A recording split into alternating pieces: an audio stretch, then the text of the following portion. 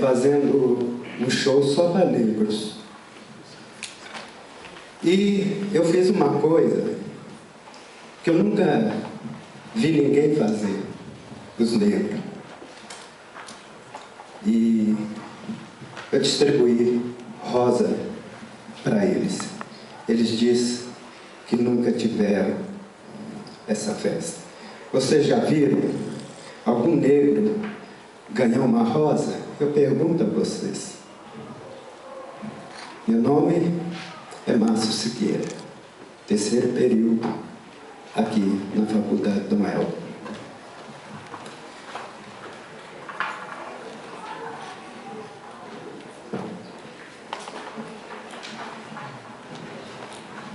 Márcio, é uma pergunta ou um comentário mesmo? Pergunta se alguém ganhou uma rosa? Se elas já viram algum negro ganhar uma rosa de presente. Não, mas eu fiquei preocupada com o silêncio. Eu já ganhei rosas, mas a gente sabe que a minha população negra não ganha rosas porque é caro. Muitas vezes a pessoa tem que plantar a sua própria rosa, é uma questão talvez econômica. Eu fiquei um pouco preocupada com o silêncio, e é claro que essas vozes, as nossas vozes certamente provocarem vocês. Tem uma questão lá atrás, ó, quem está com o microfone, lá no fundo. A ideia, acho que nossa mesmo, é provocar um certo desconforto, porque é desconfortante ser negro nessa sociedade. E eu comecei citando aqui o glorioso, Milton Santos, que já se foi, e ele diz o seguinte: o Dia da Consciência Negra não tem que ser só um dia de produção de uma consciência negra, mas um dia de produção de uma consciência nacional. É um dia em que todos os negros sabem todos os dias o que o preocupa na sociedade, é a sua condição de negro e tudo que nos afeta enquanto pessoas negras. E ele diz o seguinte: eu não queria ser outra coisa na vida a não ser um negro brasileiro, mas eu quero ser um negro brasileiro integral. Eu quero ser respeitado como cidadão em toda a minha integralidade. E isso é um ponto que deve atingir não só o Milton Santos, que, como a gente sabe, é conhecido no mundo inteiro, um dos maiores geógrafos do mundo. Também não deve atingir só a mim, ou a Luana, ou a Etienne, ou algumas pessoas. A ideia de cidadania, o que ele chama de negro integral, é você ser um negro cidadão. A cidadania, ela deve atingir todo mundo. E ninguém na rua, absolutamente ninguém, deve, na rua ou na sociedade, em qualquer lugar que seja, ela não seja vítima dessa ideia de raça e racismo que eu coloquei aqui inicialmente. Esse lugar, não sei se ficou claro, esse lugar de raça e racismo é um lugar de construção de uma supremacia branca. Trata-se de criação de lugares de privilégio. E quando a gente trata aqui da ideia de racismo, a gente está falando de privilégios. O racismo, as meninas falaram aqui isso também. O racismo que atinge um é o privilégio que abrange outros. E a gente está falando também aqui, ainda mais com os últimos 13 anos de governo de Partido dos Trabalhadores, esse partido, e aqui eu não estou falando como partidária, eu estou falando de políticas públicas, criou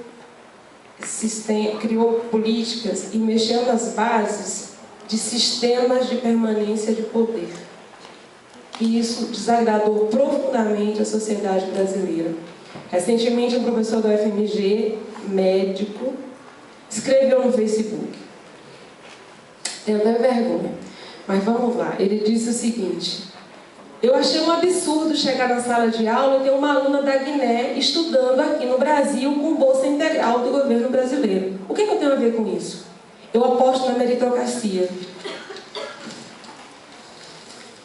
Então, vamos só recolocar as bases, o que a gente chama de meritocracia.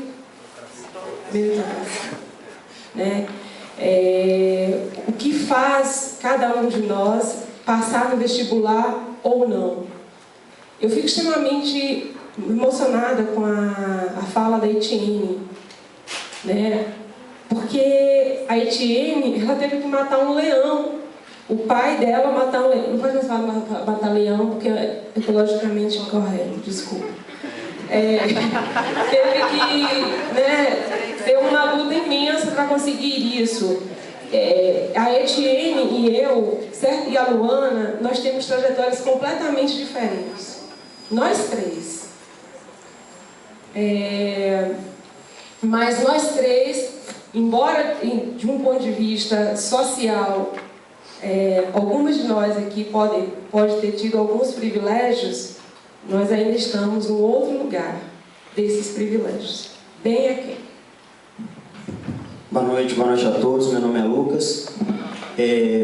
Eu gostaria de perguntar para a mesa, diante de tudo que foi apresentado, da experiência de vocês, do convívio social, qual é a sugestão, o que vocês pensam como uma possibilidade para a gente apresentar para os nossos jovens negros na comunidade como uma segunda opção? Porque hoje, quando eles observam, né, diante das possibilidades do tráfico de drogas, das famílias que são separadas, muitos filhos, principalmente os homens, crescem em lares que ou tem pai ou tem mãe, a maior parte das crianças são criadas pela mãe, que vive o dia inteiro fora de casa, e tem diante da perspectiva estudar, quando muito um estudo desinteressante numa escola pública que a gente sabe hoje que é muito precária e não atende de maneira efetiva às necessidades, principalmente porque ela não aborda o cotidiano, que é a realidade do jovem, não é atrativa para ele. Como vocês enxergam, além dessas políticas públicas que são propostas pelo Estado, que nós, cidadãos comuns, que estamos mais próximos dessa realidade, a gente pode mostrar para essas crianças, para esses jovens, e eu digo crianças não na fase de formação, mas até aquelas pessoas que são mais velhas, que existe um outro caminho, que a minoria, que é a maioria populacional, mas é minoria diante da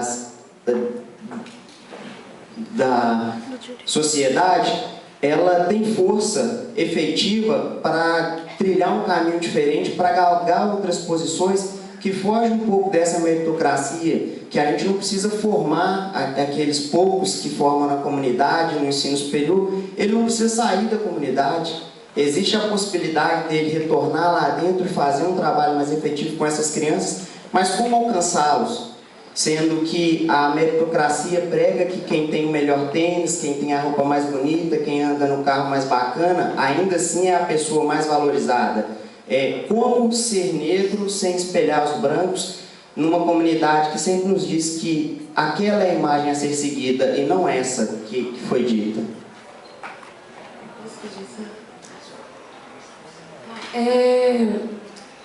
Eu acho a sua pergunta bastante pertinente. E que eu posso te falar, eu sou professora da rede pública e sempre, eu tenho 8 anos que eu dou aula, sempre em regiões, em verdadeiros bolsões de pobreza e de violência.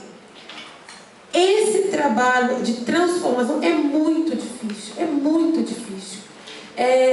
Vai sair agora uma pesquisa do IBGE que aponta que filhos de pais com baixa escolaridade provavelmente vão abandonar a escola cedo também. E aí um termo que a gente tem, uma expressão que a gente tem usado muito é que representatividade importa sim. É a questão do espelho onde esses jovens podem se ver. Eu, enquanto professora, eu acredito muito na sensibilização, no estímulo de fazer com que esses garotos, esses meninos e essas meninas acreditem que eles possam ir além do que é oferecido para eles naquele meio que eles estão inseridos. Então,